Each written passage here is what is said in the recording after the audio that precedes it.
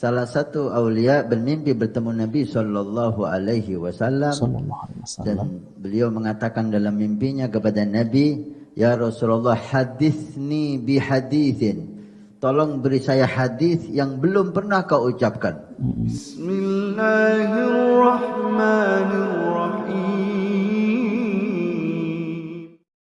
Assalamualaikum warahmatullahi wabarakatuh. Alhamdulillah wassalatu wassalamu ala Rasulillah.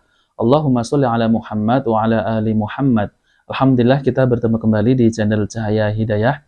Nah, teman-teman semuanya, jadi di video kali ini saya akan mengomentari yaitu tentang perkataan Habib ataupun Ustadz. Jadi beliau mengatakan ada seorang wali yang bermimpi bertemu Nabi Shallallahu Alaihi Wasallam.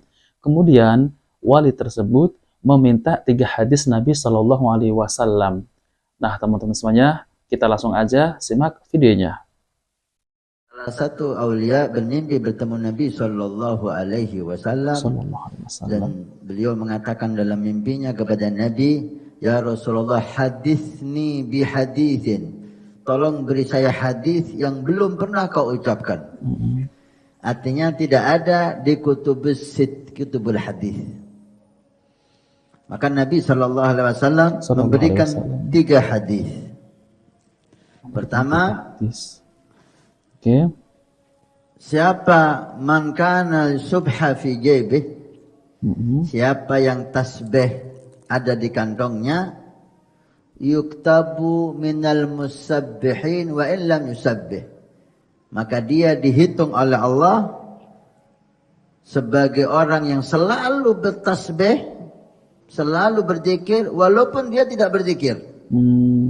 Itu penting ya, tasbih selalu ada di saku kita, maka kita dihitung sebagai orang yang selalu berzikir kepada Allah. Yang kedua ya, madama ta'mul gahwa fi fihi ahadin, selama rasa kopi ada di mulut seseorang, maka malaikat memintakan ampun untuk dia.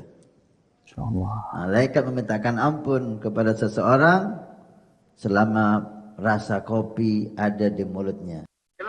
Nah, teman-teman semuanya, ini pernah saya mendengar ya tentang hadis kopi ya. Masya Allah ya. Dan ini adalah tidak ada dalam hadis Bukhari maupun Muslim. Ini hadis dari mimpi ya.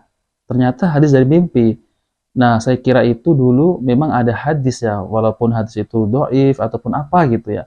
Ternyata saya baru tahu bahwa hadis tentang kopi itu dalilnya itu dari mimpi. Nah, teman-teman semuanya, mari kita simak kembali ya. Kenapa? Karena kopi bisa membuat orang lebih semangat ibadah, menghilangkan ngantuk, kuat. Bahkan saya dengar kopi, nggak tahu benar atau tidak ini dari saudara kita Imam, bisa sebagai obat kolesterol. Allah alam, perlu dilihat lagi ini. Banyak manfaat kopi. Yang ketiga, wugufuka baina yaday arif atau wali lillah, kamu hadir duduk di samping aulia kahal bisyah, sangat sekejap sekali seperti orang merah susu kambing, singkat, lebih afdal daripada kita ibadah sampai terpotong-potong. Nah, teman-teman semuanya, itulah 3 hadis yang didapat oleh aulia tersebut, yaitu mimpi bertemu Nabi Shallallahu Alaihi Wasallam, kemudian meminta hadis, dan Nabi Shallallahu Alaihi Wasallam memberikan 3 hadis. Jadi ya teman-teman semuanya, saya tidak menyalahkan Habib ini ya, dan saya menghormati Habib ini. Akan tetapi yang saya komentari yaitu tentang mimpi dijadikan dalil. Nah, ini yang saya komentari. Karena agama Islam itu sudah sempurna, ya. Kemudian dalam Al-Qur'an Allah Subhanahu wa taala berfirman, "Pada hari ini telah aku sempurnakan untukmu agamamu dan telah aku cukupkan kepadamu nikmatku dan telah aku ridhoi Islam sebagai agama bagimu." Surat Al-Maidah ayat 3. Nah, teman-teman semuanya, dan ini adalah dalil tentang Islam itu sudah sempurna. Jika ada orang yang menjadikan mimpi itu sebagai dalil, maka itu tidak benar ya. Jadi kalau ada orang yang mengaku mimpi bertemu Nabi Shallallahu Alaihi Wasallam, kemudian Nabi Shallallahu Alaihi Wasallam memberi hadis-hadis Nabi, yaitu misal seperti yang tadi. Nah, itu maka tidak benar. Allah Subhanahu wa taala sudah menyempurnakan agama Islam ini dan Allah telah meridhoi. Kita berpedoman Al-Qur'an dan Sunnah sesuai pemahaman para sahabat. Saya akan tampilkan penjelasan dari Ustadz Dr. Firanda Andirja MA Hafidhahullah Ta'ala, yaitu tentang terkait menjadikan mimpi sebagai dalil. Nah, teman-teman semuanya, mari kita simak videonya. Allah, kau benar-benar bermimpi dengan Nabi dalam mimpi, bertemu dengan Nabi dalam mimpi. Itu pun suatu yang tidak jelas. Apalagi para ulama telah ijma', kata Nawawi rahimahullah dalam Majmu' Syarh al-Muhadzab, Al-Majmu' Syarh al-Muhadzab, kata beliau, ijma' ulama tidak boleh mimpi dijadikan dalil. Mimpi itu paling banter hanya untuk isti'nas, untuk penguat. Contohnya bagaimana? Contohnya seorang dalam tidur bermimpi ketemu dengan Nabi, kemudian Nabi bilang, wahai fulan, hendaknya kau berbakti kepada orang tuamu. Itu enggak jadi masalah. Memang perintah untuk berbakti sudah diperintahkan oleh Nabi dalam hadis-hadisnya. Contohnya seorang bermimpi, saya dengar seorang bermimpi, saya mimpi ketemu Nabi, Nabi bilang, kenapa kau tidak sholat tarawih? Ya enggak apa-apa, silakan sholat tarawih. Karena memang sholat tarawih sudah ada dalilnya. Tapi membuat hukum baru tidak mungkin karena agama sudah sempurna. Nabi telah berkata dalam Al-Quran, Allah berfirman, Al-yawma akmaltu lakum dinakum. Pada hari ini telah aku sempurnakan agama Islam bagi kalian. Nah, kalau ternyata bisa muncul syariat-syariat baru lewat mimpi, berarti agama Islam belum sempurna. Berarti ada ajaran yang tidak diketahui oleh Nabi dan para sahabat dan tidak diketahui oleh semua orang. Sekarang baru Anda tahu karena Nabi kasih tahu. Berarti baru sempurna sekarang dong.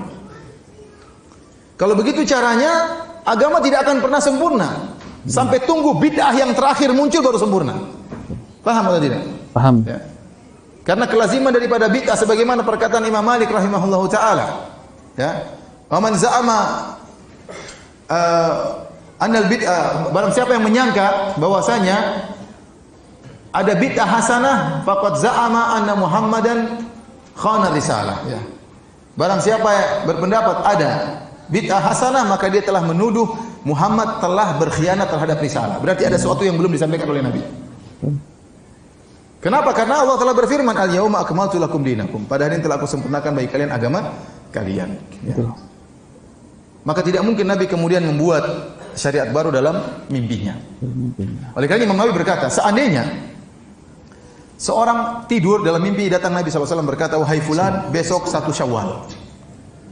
Kata Imam Nawawi, tidak boleh dia percaya dengan mimpi tersebut. Besok dia tetap harus lihat hilal. Karena yang nyuruh lihat hilal juga siapa?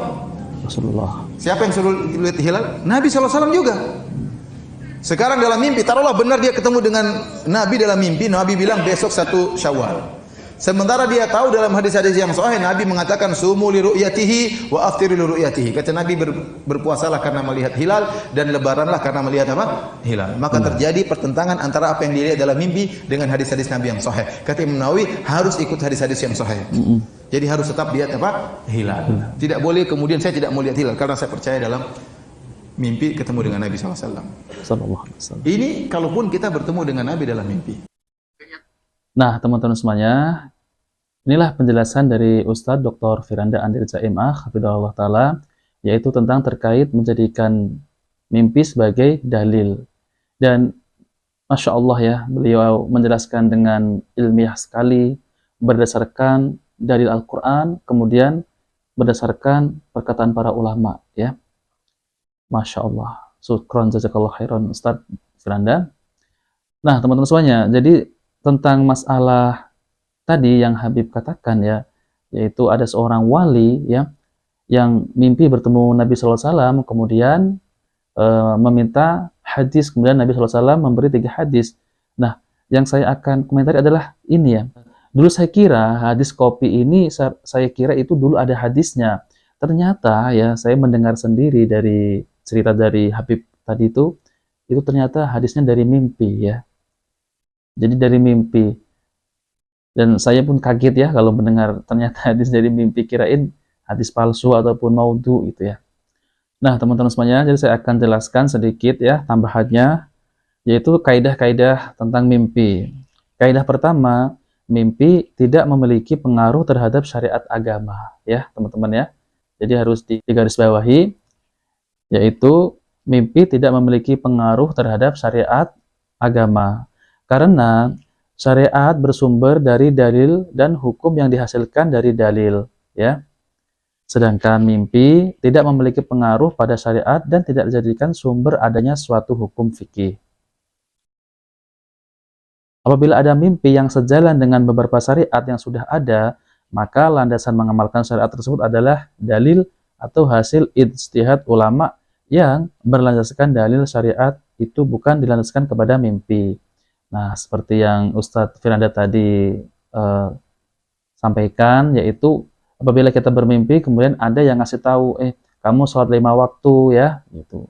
Nah, itu sudah ada dalilnya. Kemudian, kamu itu harus berbakti kepada orang tua, ya, itu sejalan dengan dalil ya, karena itu ada dalilnya. Jadi, kita berpegang kepada dalil, bukan kepada mimpi. Nah, seperti itu ya. Kemudian kaidah kedua, mimpi yang benar tidak akan menyelisihi syariat. Sehingga ketika seseorang bermimpi yang mengandung penyelisihan terhadap syariat, maka mimpi tersebut tidak dianggap sama sekali ya. Walaupun ia mengaku-ngaku perihal sesuatu ataupun mengaku didatangi oleh siapapun, bahkan Nabi Shallallahu Alaihi Wasallam. Perlu kita ketahui bahwa setan sering mengganggu orang-orang soleh. Oleh karena itu, syariat ini adalah penengah untuk segala macam tingkah laku, yaitu tingkah laku manusia, baik itu dalam kondisi sadar ataupun tertidur. Ya, benar ya, karena setan itu bisa masuk ke dalam mimpi ya. Kemudian kaidah yang ketiga, wajib berhati-hati jika ada orang yang mengaku ahli menerjemahkan mimpi ya. Padahal dia tidak memiliki ilmu tentang tafsir mimpi sama sekali.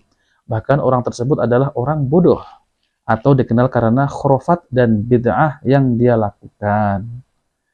Dan kemudian kaidah yang keempat, tidak berlebih-lebihan dalam masalah takwil mimpi, sehingga menanyakan makna dan arti mimpi dari semua mimpinya di malam hari. Tidak boleh juga menghabiskan waktu untuk mengirimkan pesan di media sosial atau menyebarkan tafsir mimpi seseorang ke seluruh grup yang dia ikuti, karena semua itu termasuk menyia-nyiakan waktu. Rasulullah Shallallahu Alaihi Wasallam bersabda, yang artinya di antara tanda kebaikan keislaman seseorang jika dia meninggalkan hal-hal yang tidak bermanfaat baginya. Hadis Tirmizi. Riwayat ini hasan. Nah, teman-teman semuanya, itulah penjelasan dari Ustadz Dr. Firanda Andrija MA dan penambahan dari saya pribadi. Nah, teman-teman semuanya, jadi jangan jadikan mimpi itu sebagai dalil ya. Kita sudah ada dalil ya, yaitu dari Nabi Shallallahu Alaihi Wasallam. Para ulama sudah mengumpulkan dalil-dalil yang sahih ataupun dalil-dalil yang dhaif, semua sudah ada. Jadi kita mengikuti dalil-dalil yang sahih itu sudah ada. Jadi jangan kita mengikuti dalil dari mimpi, apalagi tentang sebagai tadi ya, ada 3 dalil ya. Masya Allah ya, ada 3 dalil Nabi SAW menyampaikan dalam mimpi, dan itu tidak benar. Nah, teman-teman semuanya, jika video ini bermanfaat, jangan lupa like dan subscribe di channel Cahaya Hidayah. Wabillahi taufiq wal hidayah. Wassalamualaikum warahmatullahi wabarakatuh.